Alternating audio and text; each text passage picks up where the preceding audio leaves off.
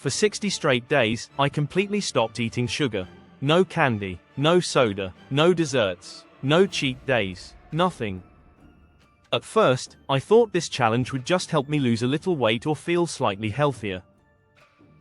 But what happened to my body, and especially my mind, was something I never expected. Because the hardest part wasn't physical. It was realizing how addicted I actually was. The moment I decided to quit sugar, I suddenly started noticing it everywhere. Breakfast cereals loaded with sugar. Coffee drinks filled with sugar. Sauces, snacks, bread, energy drinks, even healthy foods packed with hidden sugar. It felt like the entire modern diet was built around keeping people constantly craving more. And honestly, the first few days were terrible. My body felt angry. I had headaches, cravings, low energy, and constant thoughts about food. I opened the fridge multiple times without even knowing what I was looking for. My brain kept trying to convince me that just one snack wouldn't matter. That's when I realized something disturbing. I wasn't simply eating sugar because I enjoyed it. My body expected it. For years, I had trained my brain to depend on constant dopamine hits from sweet foods.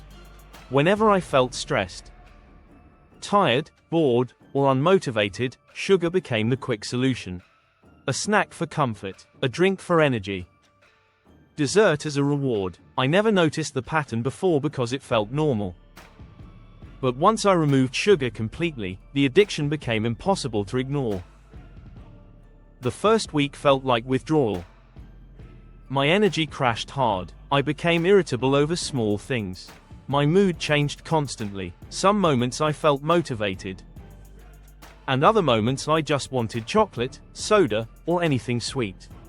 It shocked me how much control food had over my mind. And what surprised me even more was how emotional eating really is. Most people don't eat sugar because they're hungry. They eat it because they want relief. Relief from stress. Relief from boredom. Relief from anxiety. Modern life constantly overwhelms people, and sugar gives the brain a temporary escape.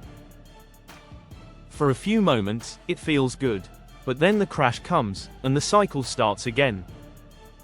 That's exactly what I began noticing during this challenge. Before quitting sugar, my energy was completely unstable. Some parts of the day I felt productive and focused. Other times I felt exhausted for no reason. I constantly craved caffeine and snacks just to keep going. I thought this was normal because almost everyone around me lived the same way. But after about 2 weeks, something strange started happening. My energy became stable. Not superhuman, not magical, just consistent. For the first time in years, I stopped experiencing massive crashes in the middle of the day. I wasn't constantly thinking about snacks anymore. My hunger felt calmer, my brain felt clearer, and honestly, that scared me a little. Because it made me realize how unstable I had felt before without even noticing it. Then my sleep started changing too. Before the challenge, I often stayed awake late at night scrolling on my phone while craving snacks. Even after sleeping. I still woke up tired, but slowly, my body began feeling more balanced. Falling asleep became easier. Waking up felt less painful. My mornings stopped feeling like survival mode. And then came the biggest surprise of all. My taste buds completely changed. Foods I once thought were boring suddenly tasted amazing. Fruit tasted incredibly sweet. Simple meals became more satisfying. I realized my brain had become so overstimulated by processed sugar that natural flavors barely registered anymore. That's one of the hidden dangers of modern food.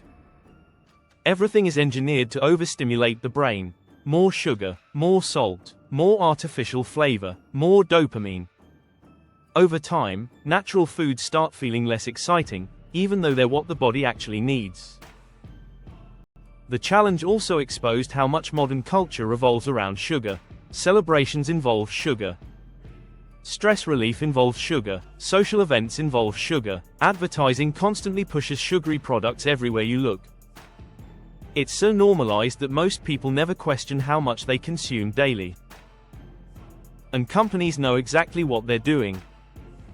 Sugar keeps people craving more. It triggers reward systems in the brain that make stopping difficult. That's why so many people say they'll eat healthier tomorrow, but struggle to stay consistent. They're not just fighting habits. They're fighting a system designed to keep them consuming constantly. Around day 30, my body felt completely different. My skin looked clearer, my digestion improved, I stopped feeling bloated all the time. Even my focus became sharper. I could work longer without feeling mentally drained. It felt like my brain was finally operating without constant interference. But honestly, the mental changes mattered more than the physical ones. I became more disciplined.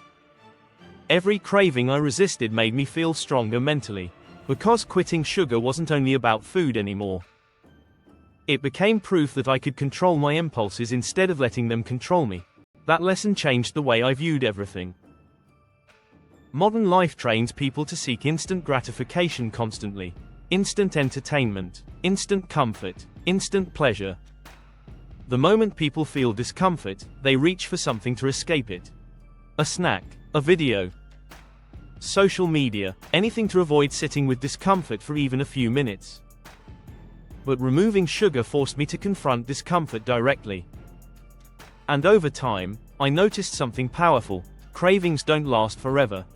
They rise, peak, and disappear if you stop feeding them. Most people never realize this because they instantly satisfy every urge the moment it appears. That realization made me feel more in control of my mind than I had in years. But I also learned something important during these 60 days. Sugar itself is not some evil poison destroying humanity overnight. The real danger is excess and dependence. The problem is that modern diets flood the body with massive amounts of added sugar constantly, often without people even realizing it. One soda here. One dessert there. Sweet coffee every morning. Processed snacks throughout the day. It adds up fast. And over time, the body adapts to those high levels of stimulation until constant cravings become normal. That's why quitting sugar felt so difficult at first. My body wasn't used to functioning without it. Another thing that surprised me was how much my mood improved after the adjustment period. Before the challenge, I experienced constant emotional ups and downs throughout the day.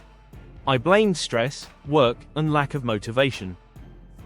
But after removing sugar, I felt emotionally steadier. Not perfectly happy all the time. Just more balanced. And that balance changed everything. I stopped depending on food to feel good emotionally. I started paying more attention to how different foods affected my body instead of only chasing taste. For the first time, I felt connected to what I was eating instead of consuming mindlessly. By day 45, the cravings became much weaker. That shocked me because at the beginning, quitting felt impossible. I genuinely believed I would never stop thinking about sugary foods.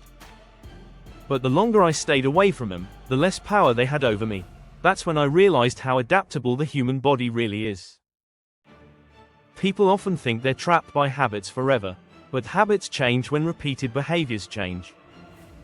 The brain slowly rewires itself based on what you consistently do. And honestly, that may have been the biggest lesson from this experiment. What you eat affects your energy, your focus, your mood, your sleep, your confidence, your discipline.